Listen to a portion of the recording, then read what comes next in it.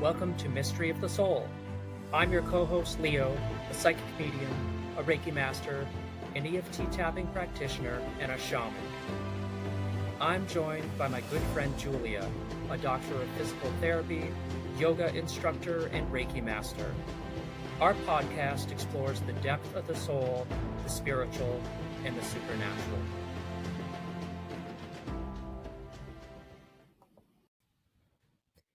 Hi guys, welcome back to Mystery of the Soul. This is Leo, and I have Julia with me today again. Hi guys. So we have a very special guest today. Her name's Marisa Fanelli. I got connected with her earlier in the year through her Find Your Healers platform. Marisa has a lot of experience and a wealth of knowledge. She's an acupuncturist, hypnotherapist, and writer.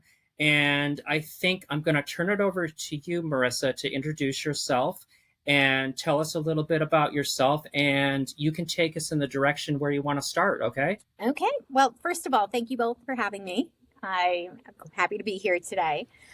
So as Leo said, my name is Marisa Fanelli. I am the owner of Healing Point Therapeutics in Marlborough, Massachusetts.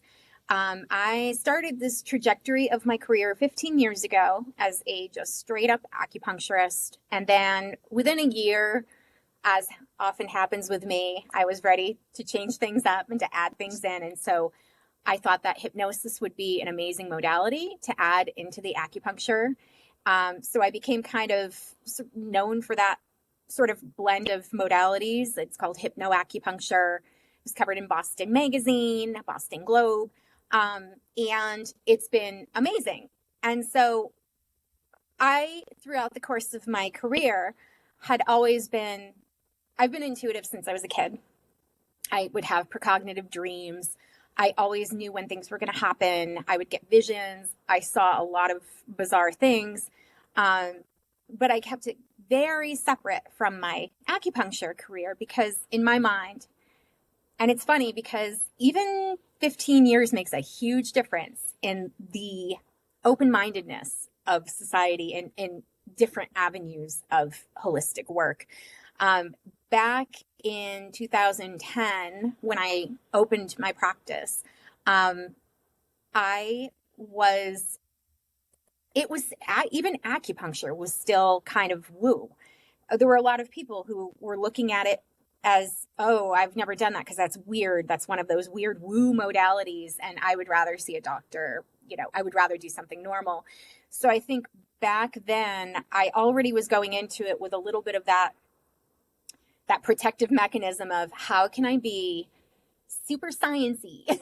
How can I put this out there and advertise myself in a way that's palatable for the masses so that they feel like this is not something that is so beyond their comfort zone. So I was practicing acupuncture. I was getting messages and all of that, as I always have, but I never talked about it. I never revealed myself as, I have this intuitive thing too. And it was only when I started noticing, first of all, that I was this magnet for healers and mediums and all kinds of woo people. Again, even in the beginning, it was really interesting how so many of my clients they would come in and they would be doing the intake with me for their back pain. And within a minute, they'd be like, and I'm psychic, and I'm a medium. I'm like, okay, this is interesting how I just am attracting, because there was nothing in my marketing that would have attracted them to my business. It was again, I kind of put myself out there as very straight-laced, mainstream, just something that felt very based in science. And so after a while, it was really years into my practice before I finally kind of metaphorically came out of the psychic closet and was like, all right, I'm going to put this on my website and I'm going to let people know this is part of what I do. And that blew things wide open. Like, it was fascinating how I started to realize that the clients that I had who I'd always seen it. I mean, not all, everyone's different, but I have a lot of sort of high level clients that are, heads of corporations and like really not the kind of people you'd ever expect to be open to the world of magic and, psychic stuff and mediumship. And they were so accepting and open. As soon as I put it out there, they were like, I want in on this. And so I would often ask them, what makes you feel like you're comfortable getting a psychic read? Have you done this before? And the majority, I would say 99% of my clients were like, I would never do this with anyone else.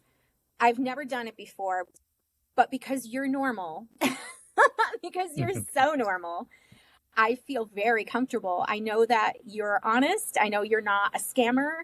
And I know that you are yourself so skeptical. Like you're always calling out bullshit on everything. So if you are that skeptical and you're like, no, this is the real deal, I'm in.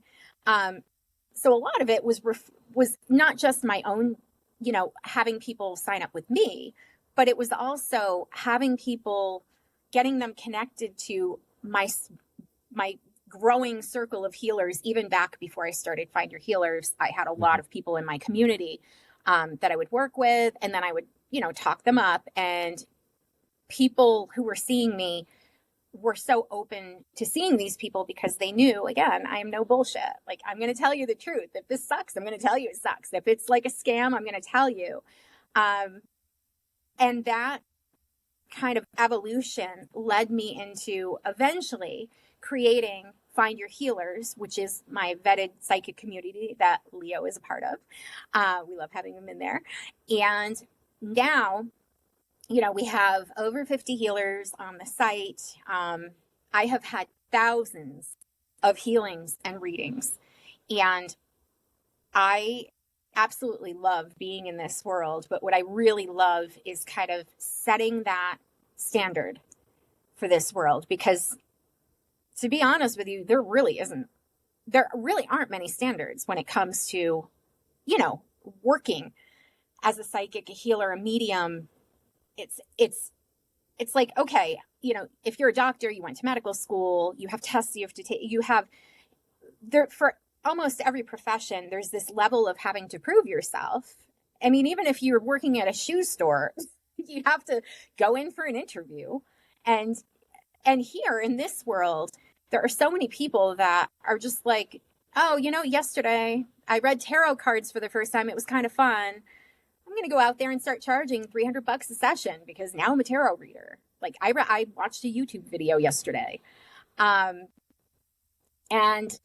I think that just like every other aspect of what's out, every other profession, there should be certain criteria and standards.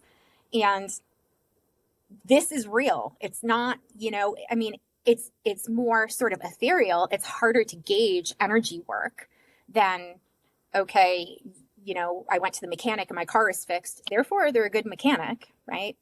But there should also be, for our world, these standards that people have to meet so that people can feel safer. Because the scammers are everywhere in the realm of like psychics and mediums. I mean, so many of us have probably gotten those messages in our Facebook, oh, hello, beloved.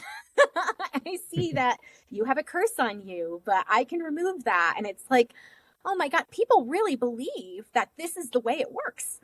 Like the mainstream audience out there, this is what they think is normal. And I have so many people that reach out to me and they're like, oh my God, Marisa, somebody told me that I had a curse on me. Like, what should I do? I'm like, well, the first thing you should do is tell that person to go fuck themselves because they're not real. They're not legit. They're a scammer. But unless you're in this world, you really don't know that. So that's part of my mission. Yeah. Marisa, so a couple of things going through my brain as we're talking. I'm a physical therapist, all right? And I have a doctoral degree. We're licensed. We have certain standards that we have to uphold. We have practice guidelines. We have all of those things. And even with all of that, there is still a huge variation between practitioners. Each place that you go, each physical therapist that you work with, they're going to have a slightly different way of doing things. And I've worked with patients over the years that have come to me and said, I actually have never had a physical therapist put their hands on me. And that just, in my mind, is like, Red whoa, like huge red flag. And there would be people who would argue that, like, well, in order to, do physical therapy, you don't have to put your hands on somebody. So even within a licensed and more credentialed, I guess you could say, profession, you are still going to have these wide gaps. You're going to see that with any medical professional. There's no level of perfection with that. However, there's still this we still strive to have there be consistency between practitioners, right? Mhm. There's still like, we still strive to have that. And I think that when you get into like what we call more of like the woo and, people who, okay, well, there's not like a governing agency or a licensing agency. I'm like, I don't know that we necessarily would have to have a licensing agency, because it's kind of not proven to be super effective with some of the other professions that we have either. But can we create a networking where, like you've done with Find Your Healers, that we have people that are going to vet that you are a reliable source, you are not somebody out there just scamming people? Like that for me is something that I think is very important and much needed. Even I was listening to a podcast the other day, and it's a physical therapist saying, I had a patient come in and they were like, well, my doctor said, and the physical therapist is like, I have a doctoral degree. Like I know this really well also. And like, well, no. And so it's like, well, I just had everybody put on lab coats so that we looked more like that white coat professional. And it was like a shift that it was like, people are like, yep, okay, now I'll listen to what you have to say. Mhm. So I think like this is the, there are probably some people who really disagree with what I'm saying. And there are probably other people who like are, I can completely relate to it or in agreement. But can we find a way to have us all be working at a higher level where we are being more honest and we are following some sort of guideline or, I don't know, set of standards that we have? I think that that's the part for me that's most important. Mhm. And I mean, I've worked alongside acupuncturists, I've worked alongside massage therapists, I've worked alongside chiropractors. I mean, there's this huge argument that like, well, a physical therapist shouldn't do this, and an acupuncturist shouldn't do that, and a chiropractor shouldn't do that, and a massage therapist shouldn't do that. And I'm like, aren't we all just supposed to be working together to collaborate and find a way to help somebody feel better? Like, let's stop arguing, Mhm. but let's find a way that we can all work together and like provide the very best for people. Yeah. Right. And as you know, because you're being a PT and me being an acupuncturist, I know acupuncturists are like cats fighting in a bag. Like they are so, and the world of PT, massage, chiropractic, it's kind of similar. There is a lot of that. Like, this is my lane, stay out. This is my lane. And Yes. I'm like, as long as people are not just randomly doing things like, I mean, you've probably heard, I'm sure you've heard about the whole, the dry needling debate, right? And I dry needle. yep. And I mean, people are livid. I mean, there are acupuncturists that are like, we need to get the pitchforks and drive these fuckers out of town. I'm like, listen, if a PT just decides I have no education, I'm going to randomly stick needles in people in different areas, I have no freaking idea what I'm doing, that is absolute BS. But if they have taken training to do this, then if it's completely different than acupuncture. Dry needling and acupuncture are two totally different. They're just very different ways of accessing a problem. I personally have no problem with PTs dry needling if they're licensed to. I just don't care. So you hit that point. It's like, I will do dry needling, and then I'll tell somebody you need to go to acupuncture. Yeah. That's I'm the like, you thing. have to It's do like, both. I mean, we could potentially, like, I love when I have my team and I'm like, okay, here's your appointment today. Go see my chiro 2 days from now. Go see the massage person I'm recommending next week. Yeah. Like, I have this whole collaborative thing going on, but people are not, I am not I mean, I don't mean to sound, but I'm not the norm. Like, the majority Yeah. of acupuncturists, and some of them I love, but a lot of them, I'm like, the minute you start talking to them, it's like the first thing out of their mouth is like, that person shouldn't be doing this. And I don't like that this is happening. And I'm like, can't you just focus on your own work and focus on the fact that we have different avenues, like, to get people better. Sometimes I need massage. Sometimes I need PT. Sometimes I need sometimes I need all the things, but demonizing, these other people because they're doing something that you feel like, oh, it's mine. It's not mine. I didn't invent dry needling. I didn't invent acupuncture. Like, none of this is mine, you know? Yeah. And I I think think like it the other, actually, okay. I no, was go just ahead, going to Leah.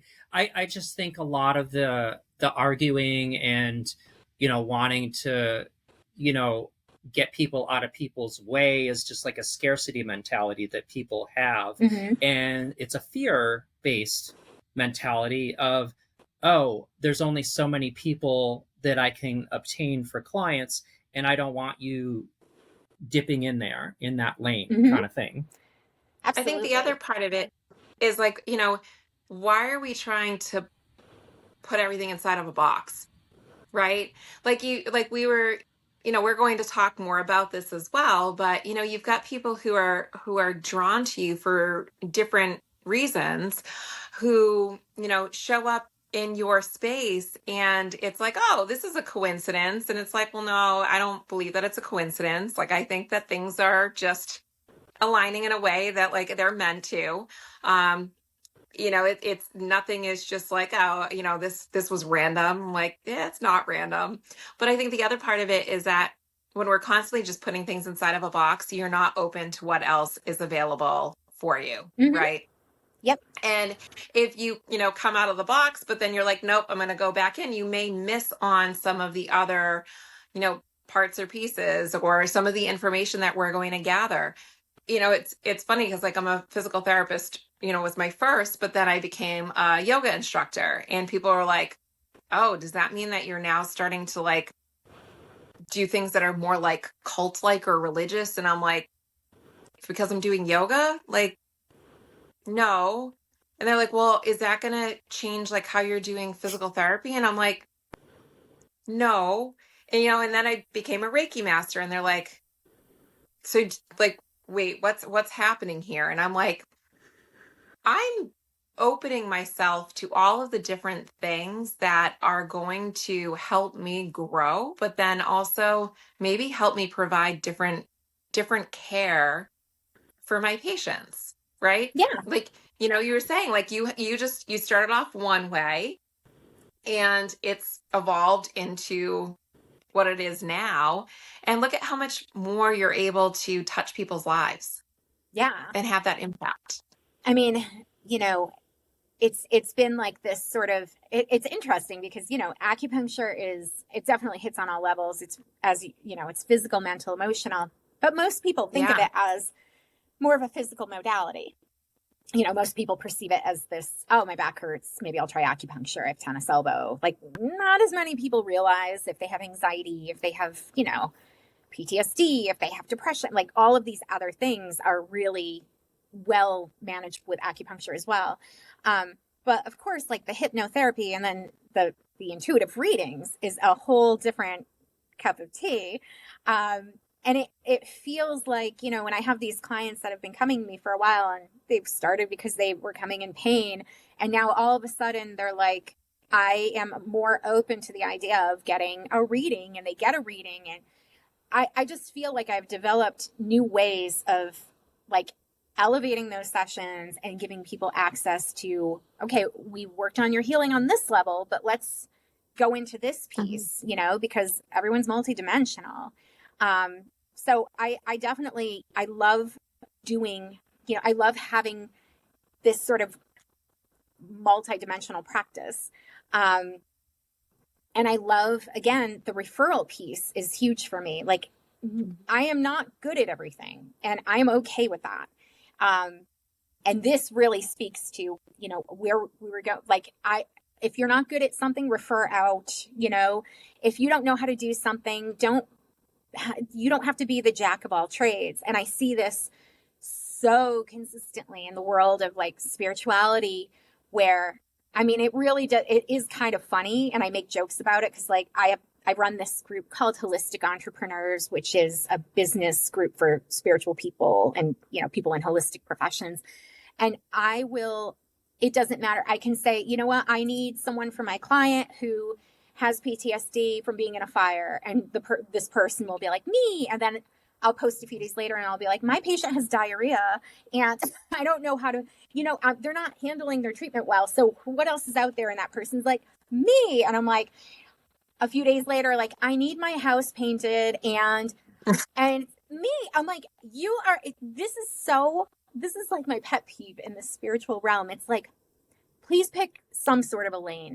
Yes, you can treat a lot of things, but if you are so in your ego that you genuinely believe, I do everything, I am the only person who does all the things, then I don't want you for anything. Because now I just see you as like, you're just some random person who decided I really need money and I'm going to get it any way I can get it. And whether I am doing surgery on your cat, giving you an enema, or doing a psychic reading for you, I'm open to any and all those things. Like, just pay me to do something, please. I think it's scary.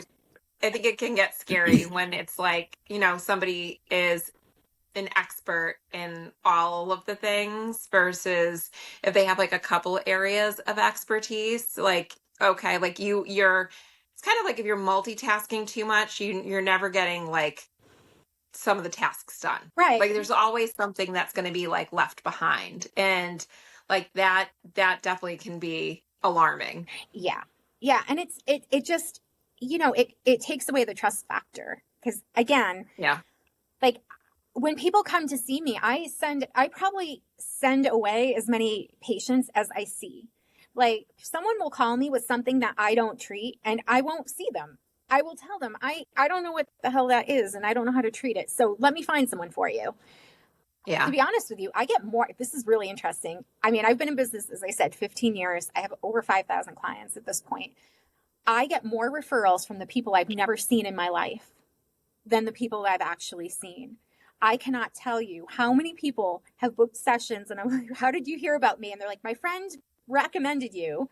I'm like, but I never even saw your friend. And they're like, well, I talked to her and I was like, I'm looking for an acupuncturist. And she was like, you need to see this woman. She is so honest and she will actually tell you if you need her or not. And if she can't help you, she will find you the person who will help you.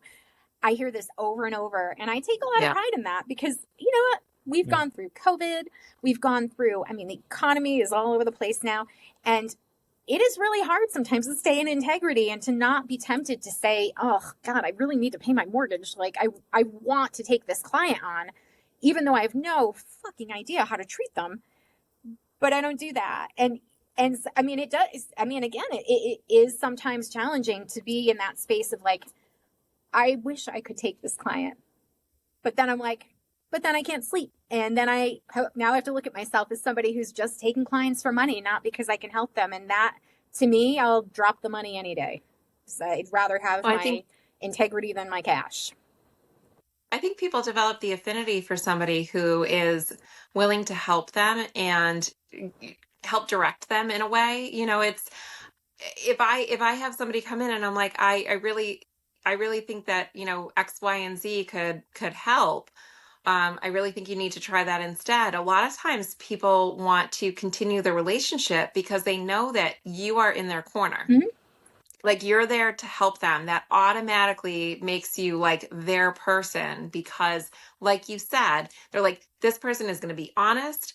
They are going to, do what they can to help you in whatever way it is. And maybe it's not you personally helping them, but just by giving them that outlet and giving them that opportunity and keep creating that safe space that they can be with somebody who is going to be caring. It's like, that is so important. And I say that to people all the time. Like that means just as much to people. Mm-hmm. I've had people, they're like, oh, this person, they said that they know you. And I'm like, I don't know who that is. Like, well, they really want to see you and only you. And I'm like, okay, I don't know who they are, but all right, yep, let's do it. Um, that, I think that speaks volumes. Yeah. So, Marissa, Yes. I want to take us in another direction. So we'll touch on it eventually, but first, can you tell us a little bit about how magic has been part of your life? God, I mean, it has been a part of my life. I mean, since I was born, I just feel like there has always been this energy that again, as I've said, I have had so many experiences of precognitive events and things like that. And I've seen a lot of dead people. But, the manifestation piece for me too, it's funny because Mhm. people are always like, magical Marissa. And it's because I am that person that will find the only parking space in front of the building every freaking time. That if anybody's going to find cash on the sidewalk, it's me. Like, but the thing is, I believe it. Like, I am already Mhm. kind of going out into the world with this belief of, magic exists everywhere. It's going to happen today. And I have trust that I'm going to receive what I need. And today, something really mystical is going to happen. And then it does. Um, it's interesting because a few years ago, I did this hypnotic event where I had everyone hypnotized to become more lucky. And Mhm. it was about opening up your manifestation. But really, what it was shifting your perception to a place where you were looking for magic and you were open to it and you were almost like co-creating it. And everybody who did this event with me, we actually we had a Facebook container after so that people were talking about their experiences. Everybody was like, oh my God, I found money. Oh my God, I won some money on a scratch ticket and I found this thing that I was looking for years. And I'm like, they all kind of put it on me like, she made us so magical. I'm like, I didn't make you magical. I just opened your field of perception. And now you can see the magic that's out there and you're noticing it more. And I feel like that's been my life as a whole. Like if you're looking for something, you're going to find it. And if your eyes are open to it, you're going to see it. And so me coming into this world already being open to, yeah, weird shit happens. There's a lot of things I can't explain, a lot of things I've seen and I'm like, there's no explaining this. There's no way to like bring it down to earth and say, oh, this was my imagination or whatever. I think that just, throughout the years created this opening within me where I am very comfortable in the magic. And when you're comfortable in it and you expect it, that's when you see it. That's when you experience it.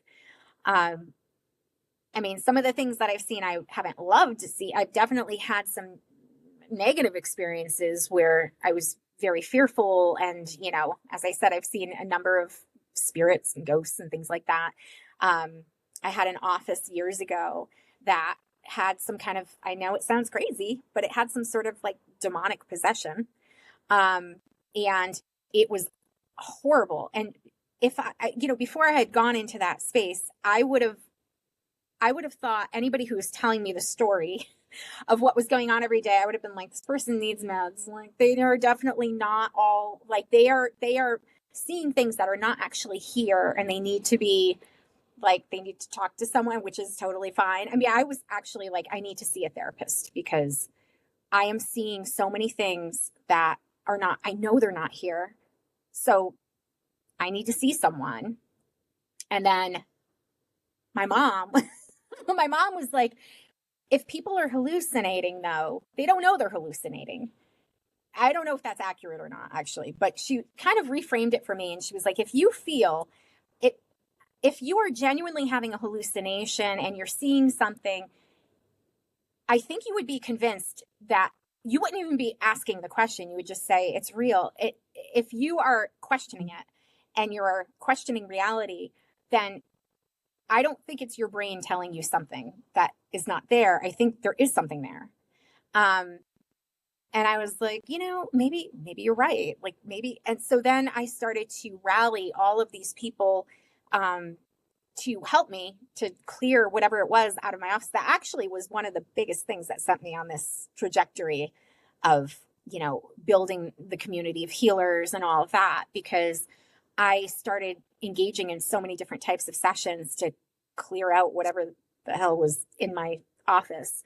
But it was pretty blatant. It wasn't just like, oh, I walk in and I feel like I have a bad feeling. I mean, I would walk into my office and all of the pillows on my couch would be flipped over and on the floor. And no one shares my office. It's just me. Or I would come in and I would see someone sitting in my chair. And then I would start to say, like, what are you doing here? And as soon as I started saying it, the person would vanish. Things were breaking all the time. People would come in and they would be like, I can't be in here. There's some shadow person in the corner watching me. And I'm like, yep, I saw. Obviously it's a little tricky because when you're with patients, you don't want to be like, yep, I see it too. There's a little demon over there, but just lay there and relax.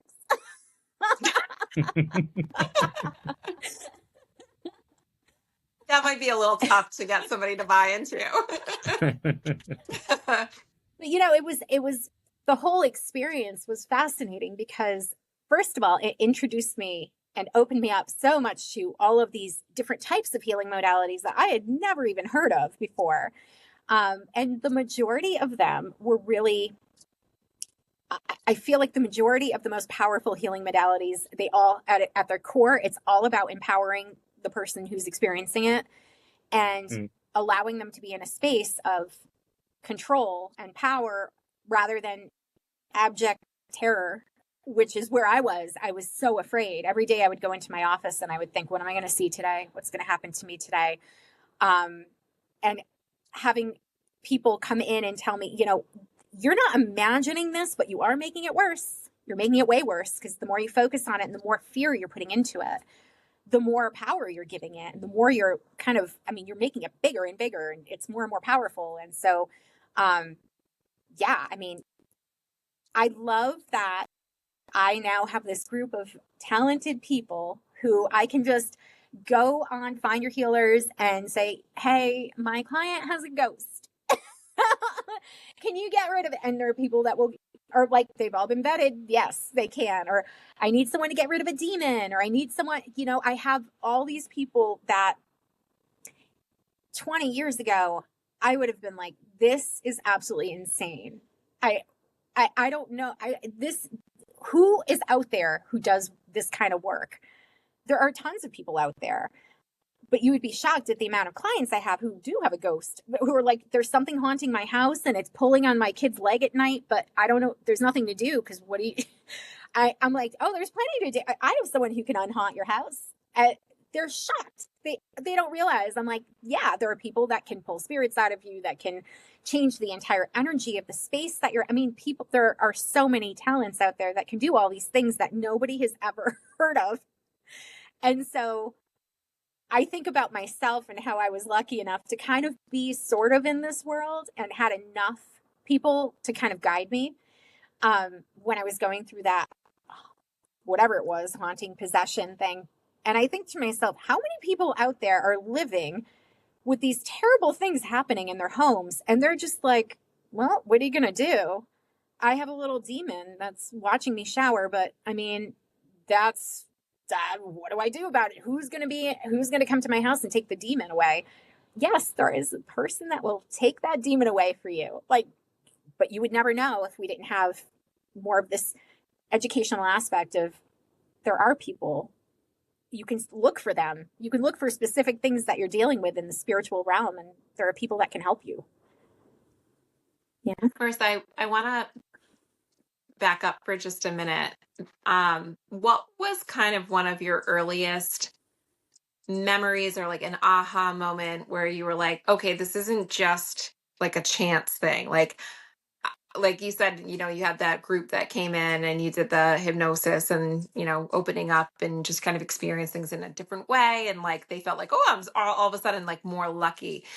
Like, what's one of the things that you feel like it was a moment where you were like, okay, this isn't just like kind of a thing. Like, now I'm aware of it. There's been so many.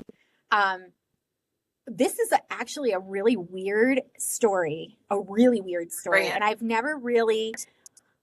So years. All right. So I was probably about 5 or 6 years old, and I remember my mom bought me this dollar bill that was a fake dollar bill, and it was like, if you put this under your pillow at night, you will you'll make money. It was like a whole, it was like one of these things from like the dollar store, literally. All right. And it was a dollar bill, fake dollar bill, and it was the magic dollar bill. And I put it under my pillow at night, and I woke up in the morning and there was a quarter next to, I'm old, I'm 50. So back in 45 years ago, like a quarter was like, when you're 5 years old, it's like, holy, oh my God. Yes. I have a treasure under my, so I was like, all right. And again, I'm 5 years old. And then I proceed to put this under my pillow every night, and every night more money was showing up, more money was showing up. And then one day I just mentioned it to my mom, and I was like, all this money keeps showing up. Like, when do you think it runs out? And she's like, what are you talking about? I'm like, you know how you bought me that magic dollar? Like, I put it under my pillow, and every night this money is showing up. And she's like, oh, Rissy. That's my nickname. She's like, you're dreaming. You're imagining it. I'm like, wait, it's a magic dollar. And she's like, yeah, it's a magic dollar, but it only works once. She said that because we were kind of poor. So she did give me money. The first day I brought it home, she did put money under my pillow. She put the 25 cents. And that was it. Yet every night I would wake up and there would be more money under my pillow. And she was so like, you're just putting the same money back under. She was telling me, like, I know you're probably playing a little prank and you're putting, and I was like, but I'm not. I keep finding money under my pillow. And to this day, like, I still can't understand. My mom's like, oh, you must have been imagining, every night there was money. And I have no idea, like, she is, again, here we are 45 years later. And she's like, that must have been your imagination. Like, that was not my imagination. I had a pile of money that I put aside that was like all quarters, obviously.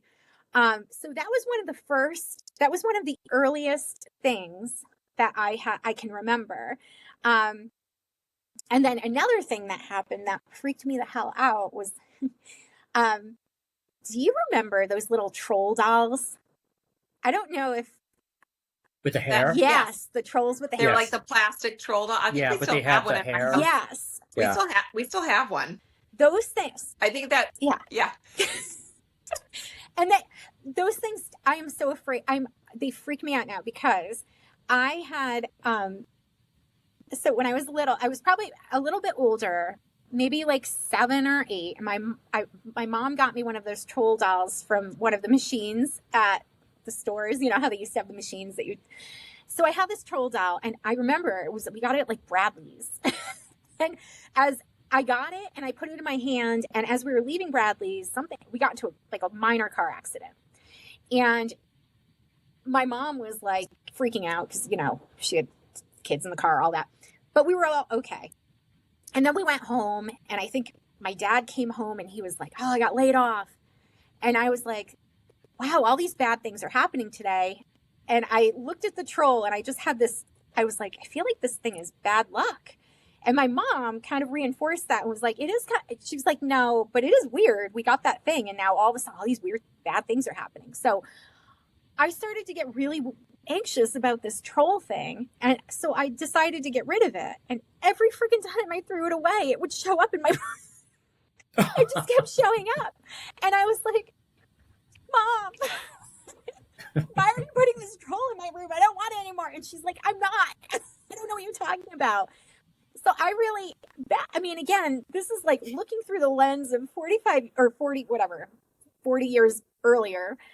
I just keep thinking, when you're a kid, these weird things happen and you don't really think, you're like, oh, that's weird that this troll just keeps showing up next to me and I keep throwing it away. But when you're a child, you really do get accepting of things. You're like, oh, money's going to show up under my pillow every night. Yay. It's not weird. I mean, that's what the special magic dollar does. And you're also not thinking, oh my God, this is terrifying. I have this troll. It was like a Ouija board that kept coming back. That's what I was thinking when you said that. Yeah. But years later, as I thought about it, I'm like, that was really fucking bizarre. And I think it was I was such a manifester that I think if I thought to myself, because in my mind, I was thinking, this thing is bad luck. Dad got laid off. We had the car accident. That I just had it. I like created that. I think I created I created this scenario where I was like, I feel scared. Like I'm not going to be able to get rid of it because it's evil or something. And that's what I manifested. It just kept it's kind of like reverse manifesting almost. Yeah. Like manifesting your worst fear. Right. Yeah. So with the whole theme of magic, Marisa, you recently launched your podcast, Mainstreaming Magic.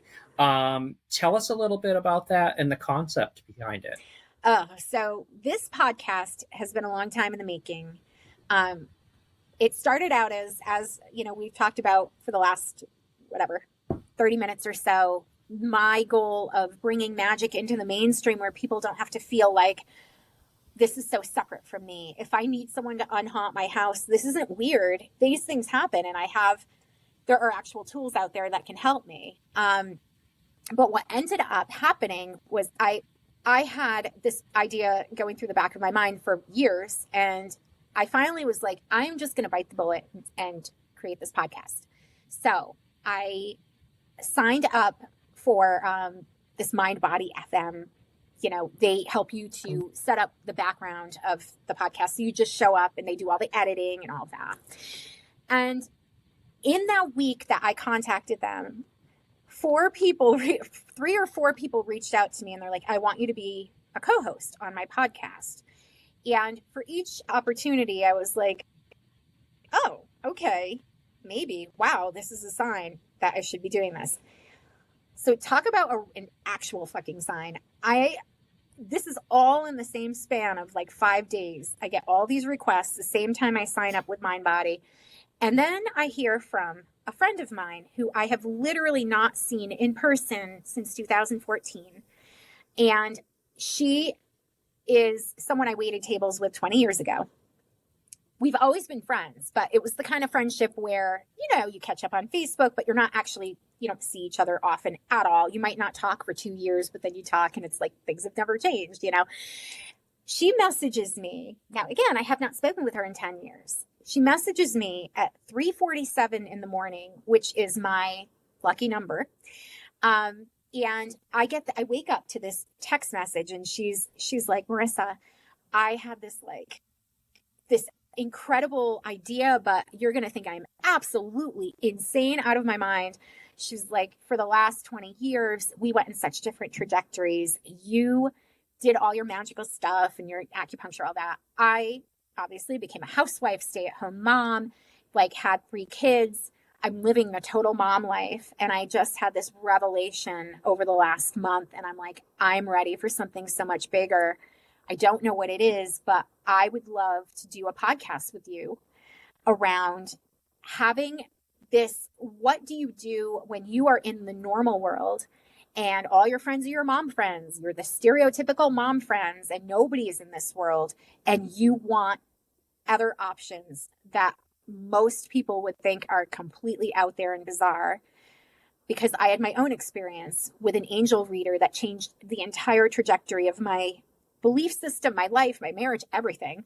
And I didn't believe in any of this stuff. This is not my world. And that blew my mind so much that I want to go on this path with you. And you probably think I'm insane because it's 3:47 in the morning. We haven't talked in years. And you're probably like, what the hell do we have in common? But what we do have in common is you're on this path and you're way the hell down the path. And I'm just starting out.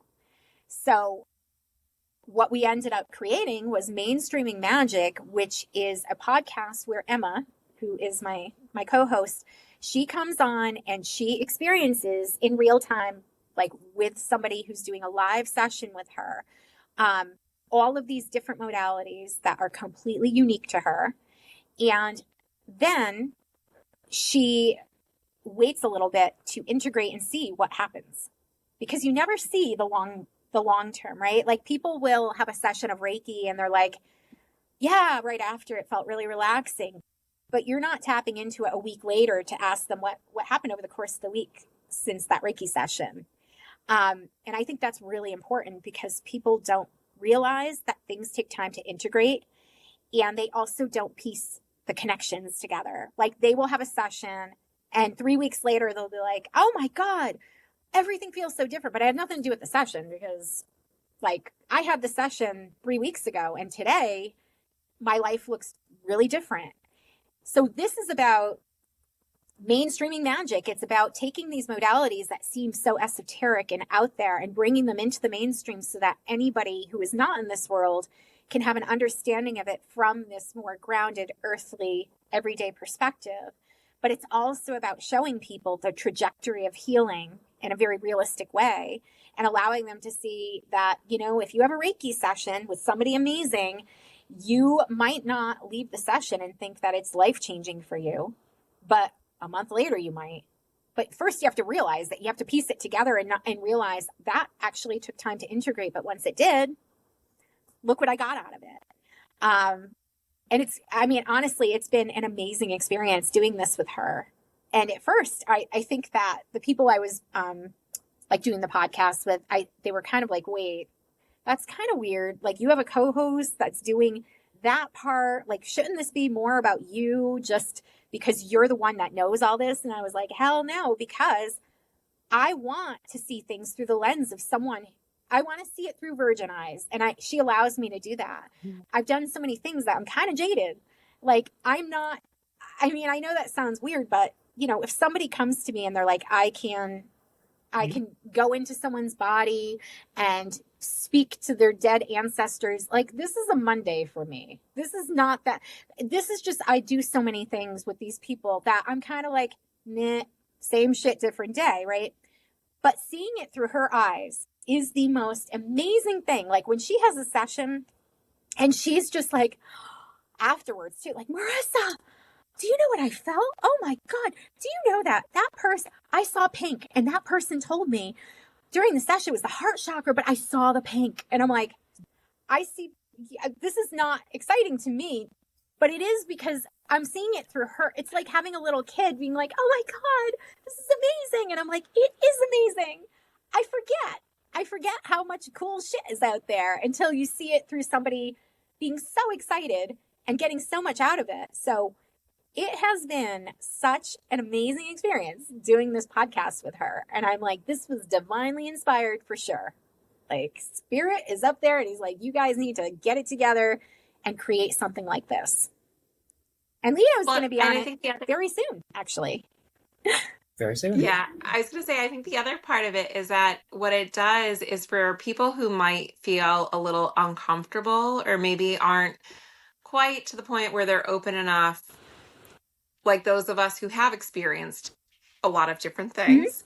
But it just kind of like, it's that like, okay, like here's somebody who really doesn't have any experience with this and now they're sharing that. So there isn't that kind of like, well, that's just, you know, somebody else doing that woo-woo stuff, or, you know, that's somebody else who's just, you know, in a different space. I think that that also helps to allow people to see like this journey is different for everybody. Like experiencing life and all the different parts of life and all the different parts of spirit and magic and you know, all of it, that looks different for everybody. What I experience is not going to be what somebody else experiences, but where it could open us both in a very similar way, just done differently. So I think that that's really cool because people are going to be able to see and hear from somebody who doesn't have the knowledge. Because I know that there have been times for me that I'm like, I have no idea what that is. I have no idea what's going on. And my personality is like, let's see. Like, all right. Like I'll just jump right Same. in. And, I know other people would be like, nope, I want nothing to do with that. Or like, I don't think that I don't think that I can. Um, so it's just having that ability to kind of meet people where they're at, Yes. I think is so helpful. I mean, one of the episodes that we did, Emma was doing her first tarot reading. Again, to me, I'm like, oh God, this is nothing. Like I've been doing these since I was like 9 years old.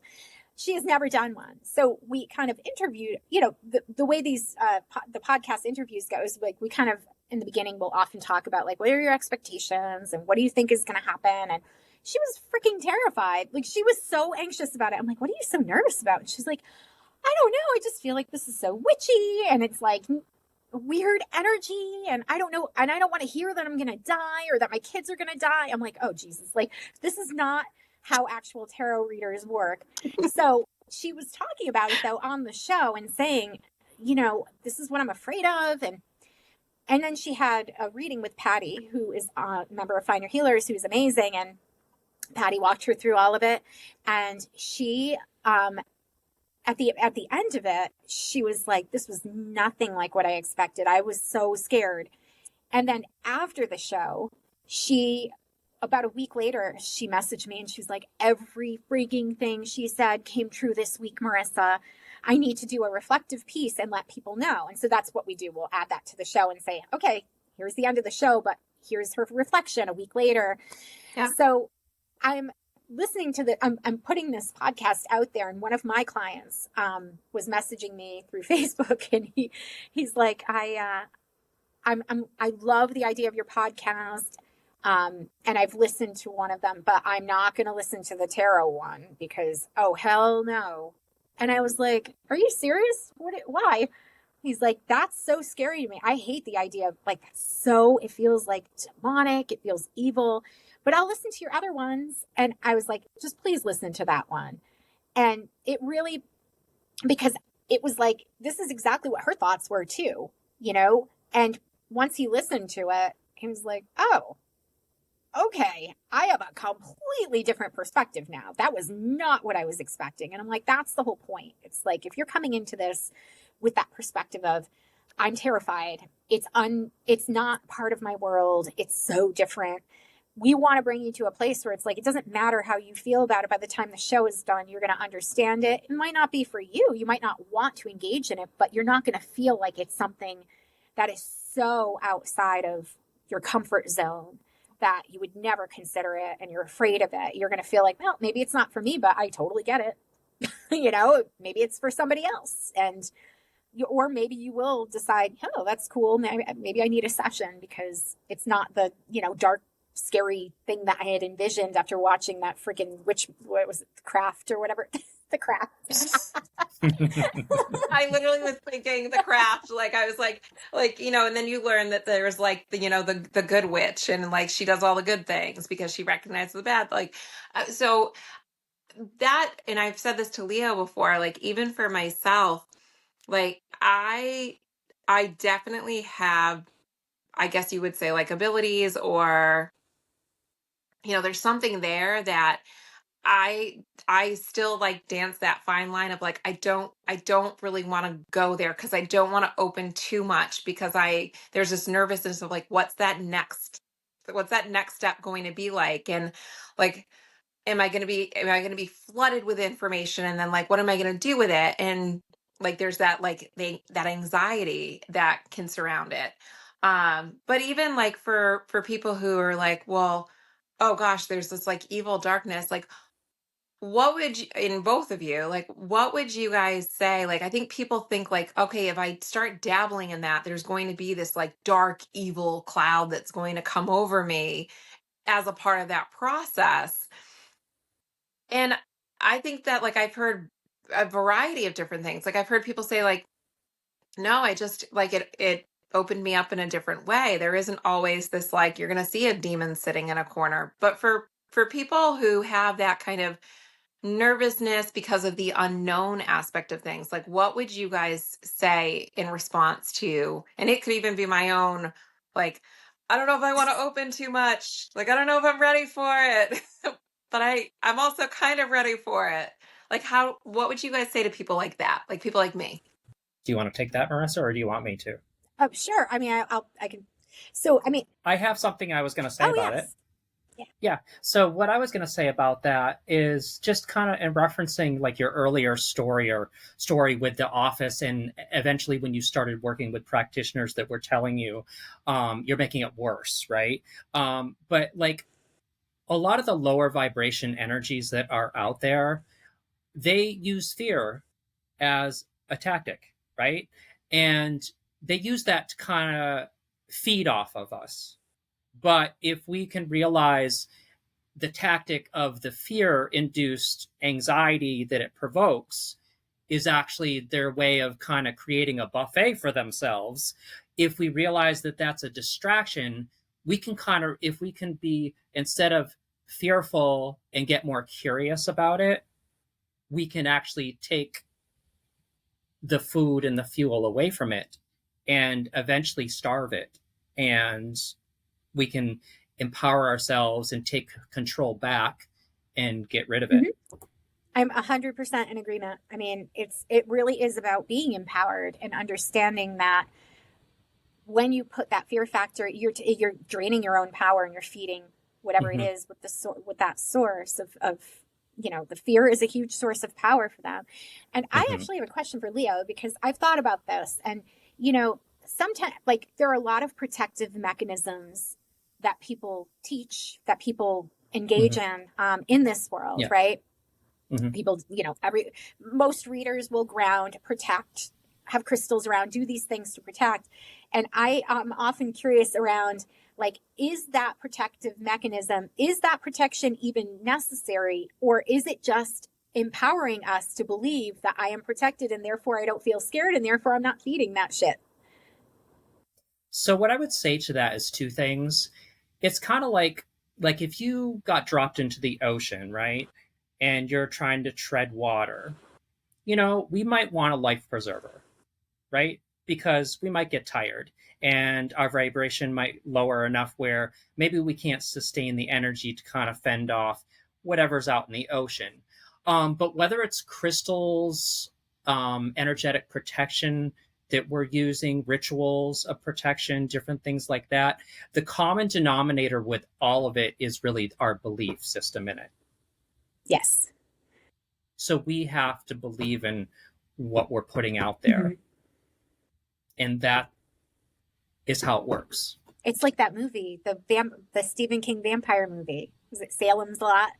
Where they're using the popsicle sticks to make crosses, and they're like, it doesn't matter. It's the belief that you're being, Yes, it's intention and belief. Yeah. And I do think too, there's this element of we could go down a whole rabbit hole, but there is an element too. I think some people are more susceptible and should not be dabbling as much, or they, because there's something around. It's almost like they have some holes. If there's a vulnerability there, then yes, you don't want to put yourself in the situation, or you want to remove yourself from the situation. Yeah. And this is why I love, like Lisa Campion is somebody that I've worked with in the past, and she does a lot of teaching around how to open your gifts. But she's huge on protection, and she's huge on structure. Yep. And I love when people give you specific structures to follow when you start opening your gifts, because so many people have this sort of vague way of like, just protect yourself, just ground yourself, which yes, we need to do that. But she gives you like, here's what you say, here's what you do, and so I feel like a lot of the people actually that have graduated from being trained with her have joined Find Your Healers. And it's so funny. I can always tell who they are, because they are the ones that are super like, I'm so structured when it comes to like making sure I've meditated, I've grounded, I've, like everything is set in place for a reading, and I'm not just sort of haphazardly, playing with energy. There's intention to everything, and I'm very safe. She just has this, but again, that safety factor, right? It's like, I feel safe when other practitioners are not fucking, I mean, not to sound, but not fucking around with things that they can't handle, because I see this a lot, and I've seen people who literally, I'd love to hear your input on this too, Leo. I've had many people, they are not in Find Your Healers, FYI, that have been like, I pull demons into myself. I call in the demons because then I want to do battle with them. And that will, like, you know, and there are some people, some shamans, that I'm not saying that this isn't a thing where it's sometimes indicated, warranted, it's okay. But if you are a lay person who has no training in this realm, and you just go into this ego-based place of, I want to become like a powerful psychic, and part of this is I'm going to be so powerful, I can battle Satan and demons, and I can just get possessed by things and I cast them out, and I have no experience doing so. That is a recipe for fucking horrible things that I have seen happen. Have you seen this, Leo? Have you seen people who have called in? Well, so this is a lot to unpack. And I'm trying to be conscious of time, because I know we do have to wrap up, but I think this is a good segue into, maybe we can have you back, or you and I can discuss this a little bit further. But in just a minute or so, is there anything you want to say to the listeners to kind of wrap up? So, again, my business is Healing Point Therapeutics, www.healingpointtherapeutics.com. I'm located in Marlborough, Mass, acupuncture and hypnosis. I really specialize in anxiety, depression, insomnia, with my brick and mortar practice. And then my baby is the Find Your Healers, findyourhealers.com. And in that site, you can come and find every healer has been vetted. Every healer has hit particular standards that we set. And it's super easy to book with them, and to also find out exactly what you need. So yeah, those are the two like core pieces of my work. Amazing. All right. So I think we need to wrap up. So thank you for watching, guys. Stay tuned. And we got a lot more exciting stuff coming. So thank you. Goodbye. Thank you. Bye, everyone. Thank you for listening to Mystery of the Soul. Be sure to subscribe so you never miss an episode. If you have a question, topic suggestion, or just want to say hi, we'd love to hear from you. You can visit our website at mysteryofthesoul.com. Reach us on Instagram, email us at mysteryofthesoulpodcast@gmail.com. And if you're interested in booking a session with Leo, visit his website at leojmccarthy.com.